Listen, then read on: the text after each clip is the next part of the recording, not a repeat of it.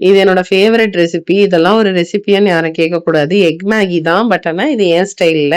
ஆக்சுவலா எனக்கு உடம்பு முடியல. அதனால நல்லா காரமா சாப்பிடணும்னு சொல்லிட்டு நல்லா பெரிய பச்சை மிளகாய் 2 போட்டு, நல்லா அத வந்து எண்ணெயில வதக்கிட்டா அந்த காரம்லாம் அந்த எண்ணெயில இறங்கிடும். ஸோ அது நல்லா வெங்காயத்தையும் வதக்கி, கொஞ்சூண்டு மஞ்சத்தூளும் போட்டுக்கிட்டு நல்லா வதக்கிக்கிட்டேன். மஞ்சத்தூள டீஸ்பூன்லயே போட்டுட்டேன். அந்த டீஸ்பூன் வந்து எடுக்கிறது ஒரு பாடு. அதையும் எடுத்தாச்சு. ஸோ அத நல்லா வதக்கி இந்த அளவுக்கு வதங்குனதுக்கு அப்புறமா முட்டைய லேட்டா ஊத்திட்டேன். கொஞ்சோண்டு கரிஞ்சு போச்சு. இப்ப கரிஞ்சத மேனேஜ் பண்ணணும். இந்த இடத்துல தான் நம்ம மூக்க யூஸ் பண்ணணும். கொஞ்சோண்டு மஞ்சத்தூள், 2 சிட்டிகை உப்பு போட்டுட்டு, ஸ்மெல் பண்ணி பார்க்கணும். கொஞ்சம் உங்களுக்கு ஃபிஷி ஸ்மெல் வந்ததுன்னா, அப்ப இன்னும் கொஞ்ச நேரம் வதக்கணும். நான் ஒரே ஒரு பாக்கெட் தான் எடுத்திருக்கேன். 1 பாக்கெட் 2 முட்டை இந்த மாதிரி. ஆல்ரெடி மேகி நல்லது இல்லன்னு சொல்லுவாங்க. ஸோ அதனால எவ்வளோக்கு எவ்வளோ அத கம்மி பண்ண முடியுமோ கம்மி பண்ணிட்டு, கிரேவிங்கா இருக்க டைம்ல இந்த மாரி வெஜிடபிள்ஸ் ஆர் எக் ஆட் பண்ணிக்கோங்க.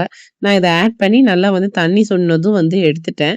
ஸோ இந்த ரெசிபி சூப்பரா இருக்கும். நீங்க ட்ரை பண்ணி பாருங்க. எனக்கு உடம்பு முடியலன்னா இதுதான் கோ டூ ரெசிபி. அவ்வளோதான்.